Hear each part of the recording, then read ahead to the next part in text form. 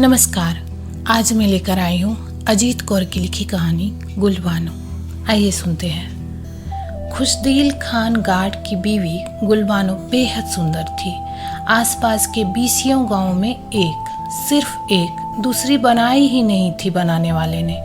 लंबी ऊंची पठानी, मुंह जैसे कच्चे दूध का कटोरा हो, अंग जैसे साग के कोमल डंठल और सुंदर मानो परियों की रानी। चांद की कतरन पर हर परी को जैसे कोई देव अपने पत्थर के किले में कैद करके रखता है, वैसे ही खुशदिल खान गार्ड ने गुलबानो को छिपा रखा था। यूं भी सभी पठान अपनी बीवियों को ऐसे छिपा कर रखते हैं मानो ब्याह कर न लाए हो, उन्हें लूट कर लाए हो कहीं से। लेकिन खुशदिल खान गार्ड की बीवी की तो छाया भी कभी किसी मर्द ने नहीं देखी थी। खुले मौसम में सभी गांव की औरतें मिलकर शहर में सौदा खरीदने जाती। हर औरत उस घड़ी की प्रतीक्षा में ऐसे करती जैसे किसी मेले। सज धर कर बुर्के पहन कर घर से निकल पड़ती। सबसे आगे ढोल बज रहा होता। दूर से ढोल की आवाज़ सुनकर पठान रास्ता छोड़ देते। गांव के बाहर जब किसी के देख लेने का भय न रहता तो वे सभी बुर्के के नकाबों को ऊपर उठा लेती और उनके मेहंदी रंगे चांदी की पाजेबों वाले पांव ढोल की ताल पर नाचते नाचते बावरे हो जाते। काफी समय से जबरदस्ती रोक कर रखा हुआ नृत्य और उल्लास उनकी एड़ियों से फूट पड़ता। जैसे जैसे वे आगे बढ़ती, राह में जो जो गांव आता उन सब की औरतें उनके साथ हो लेती। लेकिन जब वे खुशदिल खान गार्ड के गांव गढ़ी महाज खां पहुंचती तो सभी के दिल में एक टीस सी उठने लगती। यह दर्द गुलबानो के कलेजे में एक असह्य पीड़ा बनकर रह जाता। गांव की सब औरतें उनके साथ हो लेती, पर बेचारी गुलबानो घर की दीवारों में घिरी रह जाती। खुशदिल खान गार्ड ने कभी जाने की इजाज़त ही नहीं दी। सारी औरतें खुशदिल खान गार्ड के घर जाती, पिंजरे में बंद गुलबानो के घर। फिर सब उसके आंगन में नाचना शुरू कर देती। ढोल बजता रहता और सेब, अमरूद, भुट्टे, खुरमानियाँ, चिलगोजे, किशमिश, काजू, गुड़ और मिश्री आदि बांटे जाते। सब मिलकर खाती और गाती। गुलबानो को देखकर सबके दिल पर बादल घटाएं बनकर बरसने को हो आते। नीचे झुक आते और नीम अंधेरा सा घिर आता। न बरसते, न रोशनी को और न हवा को भीतर आने देते। ढोल की ढम ढम में पीड़ के बोल साकार हो उठते। पठानी औरतें नृत्य करती तो उनकी एड़ियों से मानो कोई दर्द विलाप कर उठता। और गुलबानो, उसकी पीड़ा उन रातों को तरह थी जिन्हें अंधेरी राहों पर ठोकर लग जाती है और लाखों सितारे जिनके दर्द में कोयले से सुलग उठते हैं। औरतें अपनी राह लेती। गुलबानो को लगता उसके घर की दीवारों की तपती हुई भट्ठी में उसका जीवन जलकर राख हो जाएगा। खुशदिल खान गार्ड के यार दोस्त कहा करते कि उसे भी अपनी बीवी को दूसरी औरतों के संग जाने देना चाहिए, लेकिन वह किसी की ना सुनता। लोग कहते, गाय भैंसों को भी तो झुंड के साथ बाहर भेजते हैं कि नहीं? वह चुप ही रहता। जब भी औरतों का झुंड खुशदिल खान गार्ड के घर आता, वह क्रोध से लाल हो उठता और बारी बारी से सबसे झगड़ने लग पड़ता। दफ्तर में माथ हाथों पर गरम और घर में नौकरों से नाराज, बच्चों पर बात बात पर बरसता। बीवी को एहसास कराता कि वह छोटी सी चींटी से भी गई गुजरी है। हैसियत ही क्या है उसकी। अगर खुशदिल खान से ब्याह न होता उसका तो क्या करती वो? वह बर्तन फोड़ देता, चीजें तोड़ देता, मानो तरह आंधी घर के दरवाजे तोड़कर अंदर आ गई हो। फिर जैसे जैसे दिन व्यतीत होने लगते, आंधी खुद ब खुद शांत हो जाती। जिंदगी अपनी राह हो लेती। ऐसी राह पर जहाँ नया कुछ न होता, न ही कुछ नया होने की संभावना होती।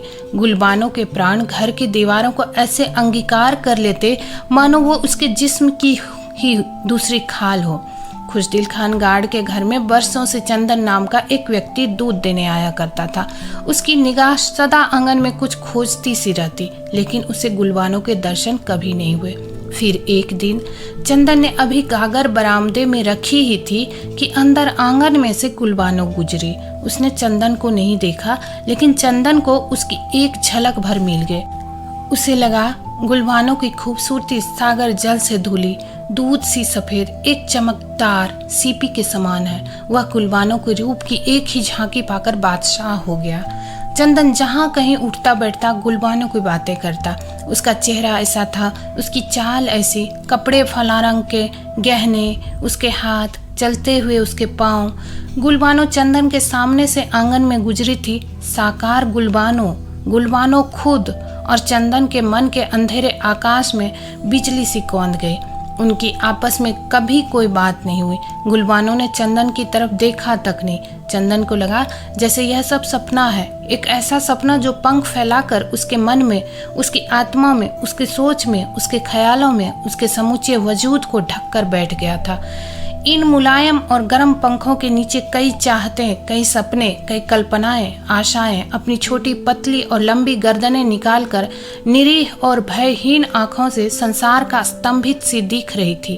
उस आकाश, उस धरती को जो लाखों वर्ष पुरानी थी, परंतु उसके लिए आज ही अभी कच्चे दूध सी मीठी और कुनकुनी सिर्फ उसके लिए बनी थी, सिर्फ उसी के लिए ही। एक और चंदन था जिसके दिल की दहलीज गुलबानो की एक ही झलक से खुल गई और धरती आसमान दोनों उसमें समा गए। दूसरी तरफ खुशदिल खान था जो गुलबानो की बरसों की निकटता पाकर भी पत्थर बना रहा, एक ऐसा पत्थर जो लावे में जल भूनकर कंकड़ बन जाता है। एक गुलबानो थी जो खुशदिल खान के पास रहते हुए भी उससे कोसों दूर थी, और उधर एक गुलबानो थी जो चंदन से कोसों दूर रहते हुए भी उसकी सांसों में समाई हुई थी। गुलबानो को उसकी एक सहेली ने बताया कि उसके घर दूध देने वाला चंदन झूम झूम कर उसके हाथों, पांवों, बालों और होठों की तारीफ में गाता घूमता है। अगले दिन चंदन की दूध की गागर से एक धार जब उसके घर की गागर में गिरी तो गुलबानो ने द्वार की फांक में से पलक भर देखा।